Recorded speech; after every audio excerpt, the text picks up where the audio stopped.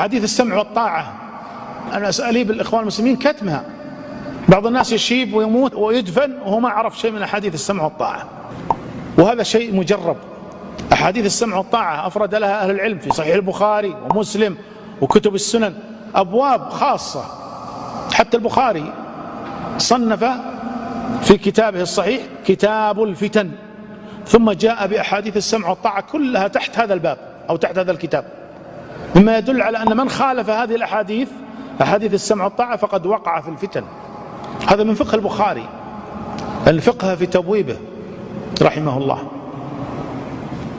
صحيح مسلم كتاب الأمارة كل أحاديث السمع والطاعة فيه. والمصيبة أنها لا تدرس في مساجدنا إلا ما ندر، وبعضها على استحياء، بل بعضهم يأتي يفسر آيات السمع والطاعة وطاعة الحاكم في القرآن كما في قوله تبارك وتعالى أطيعوا الله وأطيعوا الرسول وأولي الأمر منكم.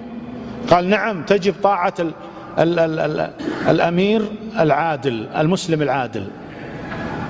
ماذا تفهمون من هذا التفسير؟ يقول نعم تجب طاعة الحاكم المسلم العادل، يعني الغير عادل ما تجوز طاعته. هذا مذهب الخوارج. نحن نطيع الحكام في المعروف ولو كانوا أهل فجور ولو كانوا أهل ظلم، بل هذا الإجماع عند السلف أنه لا يجوز الخروج على الحاكم الجائر، إجماع. وهذا يأتي يقول لك الحاكم العادل المسلم، يعني غير العادل لا تسمع له.